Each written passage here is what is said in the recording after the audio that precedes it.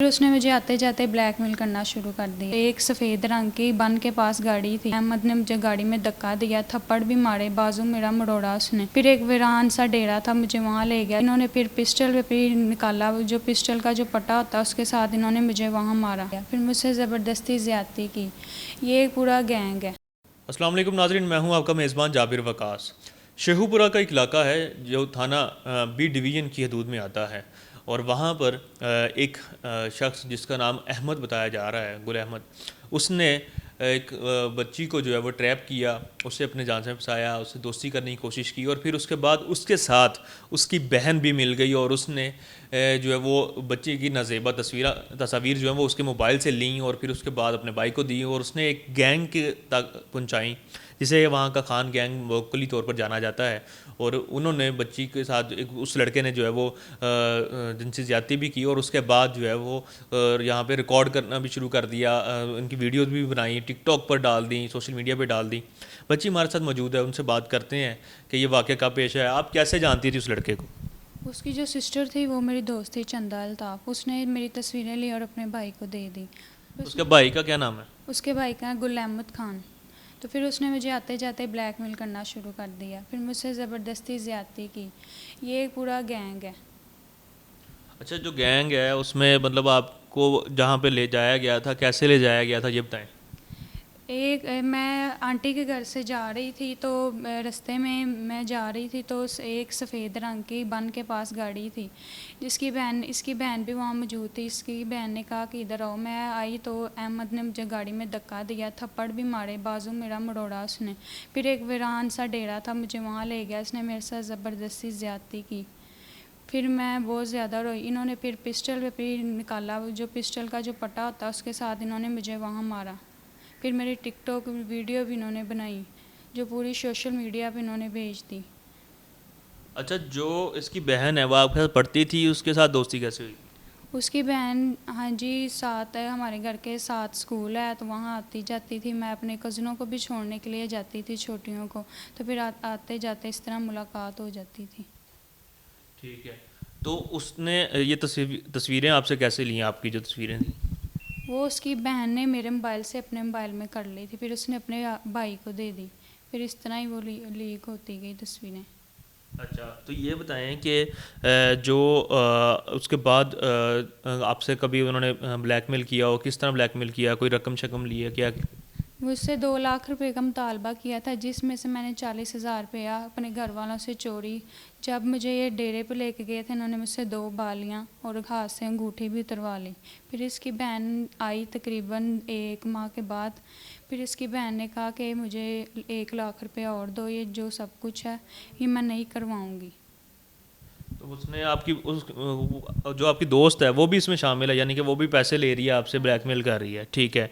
तो जहाँ पे आप डेरे पे गई थी वहाँ पे क्या देखा था, कितने लोग थे, कोई लड़के लड़कियाँ और भी थे? हाँ जी, 2 लड़कियाँ और मौजूद थी। चंदा अल्ताफ़ थी, गुल अहमद खान की बहन, वो भी वहाँ मौजूद थे। और 4-5 लड़के थे वहाँ पे। उन 4-5 लड़कों को जानती हैं आप? नहीं, मुझे नहीं पता, वो अहमद को पता है। अच्छा, तो आप ये बताएं कि इस हवाले से आपने कोई दरख्वास्त दी है, आपके घर वालों ने, ये वो कुछ? हाँ जी, मेरे घर वालों ने बहुत कुछ किया है। FIR के ऑफिस भी आए थे, उन्होंने कहा ये तो लोकल पुलिस का काम है, लोकल पुलिस करेगी। लेकिन अभी तक कुछ भी नहीं हो रहा।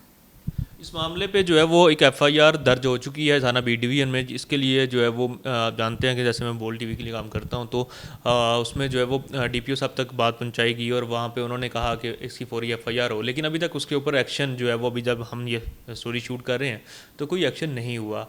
और बच्ची का अभी तक जो है वो मेडिकल भी नहीं करवाया, जिसकी वजह से जो है वो केस ख़राब होने का खदशा है। लेकिन इसमें सबसे बड़ी बात यह है कि एफआईए ने भी एक दरख्वास्त जो है वो इनकी कबूल की है, जिसमें उन्होंने कहा है कि जो आपकी सोशल मीडिया पे चीज़ें लगाई हैं और ये वो चीज़ें हमें बता दें ताकि हम फिर उस हिसाब से आपकी एक्शन करेंगे। और आज ये हुई है, इस हवाले से भी हम बच्ची के जो घर वाले हैं, जो इसके नाना हैं, उनसे बात करेंगे और यहाँ इसके मामू से बात करने की कोशिश करेंगे कि वो हमें बताएं कि वहाँ पे क्या सूरत हाल रही है। लेकिन ये मामला पेश आया थाना बी डिवीज़न में और इस वक्त जो है वो बच्ची से तकरीबन 2 लाख के करीब जो है वो रकम वसूल कर चुके हैं। तो ये सारी वो सूरत हाल थी जिसकी वजह से जो है ये काफ़ी ज़्यादा जो है वो प्रेशर में है और इस पे ऊपर हुकाम बाला को चाहिए कि इसको इसके ऊपर नोटिस लें।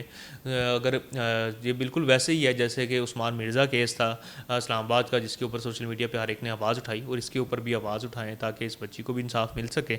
और इस बच्ची के साथ साथ जो है वो दीगर जो ऐसी ख़वातीन हैं उनके साथ अगर कोई उनके एक्स बॉयफ्रेंड या कोई भी ऐसे लोग जो हैं वो कोई ऐसी बात करें या सोचें तो उन्हें पता हो कि कानून हरकत में आता है और इसके ऊपर सज़ा मिलती है। अब हम बात करने की कोशिश करेंगे, इनके जो नाना हैं या मामू जो हैं उनसे बात करने की कोशिश करते हैं। तो इस वक्त जो बच्ची के नाना हैं वो हमारे साथ मौजूद हैं और इनसे जानते हैं कि FIA में जो दरख्वास्त दी है उस पर क्या बना इनका, और थाने में जाकर इनके साथ क्या बीती है। आप ये बताएं कि थाने में गए थे, वहाँ क्या सूरत हाल रही?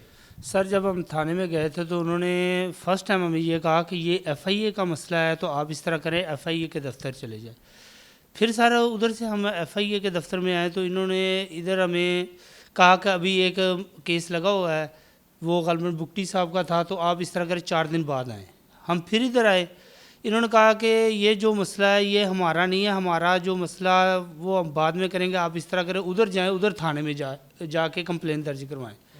हम सर फिर उधर चले गए, उधर वाले कहते इधर जाएं, इधर वाले कहते थे उधर जाएं, तो हमारा कोई मसला सॉल्व नहीं हुआ। इधर हमने तकरीबन काफ़ी चक्कर लगाए FIA के दफ्तर में। तो आज सर हमारी जो इधर FIA में आज हमारी जो दरख्वास्त है ना वो उन्होंने एक्सेप्ट की है। तो उधर जो था शेखपुरा में B डिवीज़न में, तो उधर साथ जब हमने दरख्वास्त दी तो हमारी सुनवाई नहीं हुई, तो बोल वालों ने इस खबर को जब नशर किया तो उस वक्त हमारी जो थी वो सुनवाई हुई, और उसके बाद DPO साहब ने हमारे साथ बहुत अच्छा तावन किया। उन्होंने कहा कि आपके साथ वाकई जुल्म हुआ है। जब सारी बात सुनी तो आप इस तरह करें थाने में जाएं और जाकर ना अपनी FIR कटा दें। तो सर फिर हम थाने में गए B डिवीज़न, उधर जो SHO साहब थे वो मौजूद नहीं थे, लेकिन उधर सब इंस्पेक्टर अशरफ साहब थे। उन्होंने FIR तो काट दी, लेकिन 7 तारीख शाम 5 बजे की FIR काटी हुई है। तो इसके बावजूद अभी तक कोई मुलज़म गिरफ़्तार नहीं हो सका। मुलज़म उधर फिर रहे हैं दन दन आते हुए, लेकिन कोई उसका हल और सदेबाप नहीं हुआ। तो ये हमारा पुलिस का निज़ाम है, ये हमारे इदारों का निज़ाम है कि लोग आते हैं जाते हैं, चक्कर पे चक्कर लग रहा है, इतना सेंसिटिव इशू है, जो मुलजमान है वह दंदनाते फिर रहे हैं, लेकिन कोई सदेबाब नहीं है। FIR कट गई है 7 तारीख की, लेकिन अभी तक उनको पकड़ा नहीं गया। मुख्तलिफ़ किस्म के बहाने जो है इन्वेस्टिगेशन पुलिस शेखुपुरा की जानिब से बनाए जा रहे हैं। तो ये कहानी थी। आप बताएंगे कि आपका मुतालबा क्या है? सर हम CM साहब और PM साहब से दरख्वास्त करते हैं कि खुदारा हमें इंसाफ दिया जाए और हमारे साथ इंसाफ होना चाहिए। सर इंसाफ होना चाहिए। तरीके इंसाफ की हुकूमत है और तरीके इंसाफ की हुकूमत में अगर ये इंसाफ नहीं होता तो फिर इस हुकूमत पर लानत है, क्योंकि इस हुकूमत ने सवाए वादों के और सवाए ट्रक की बत्ती के पीछे लगाने के और कुछ भी नहीं किया। और जो इंसाफ है वो किसी के पास चल के नहीं आ रहा, किसी को सिफारिश लगाना पड़ रही है, किसी को दबाव में लाना पड़ रहा है, फिर जाके कहीं पर FIR होती है और फिर FIR के ऊपर काम करवाना भी एक जो है वो जान जोखों का काम बन जाता है। और गरीब इंसान जो है वो इस मुल्क का वो हमेशा पीसी जा रहा है। इस केस के ऊपर नई अपडेट के साथ आपके साथ दोबारा हाजिर होंगे। अल्लाह ने के बाद।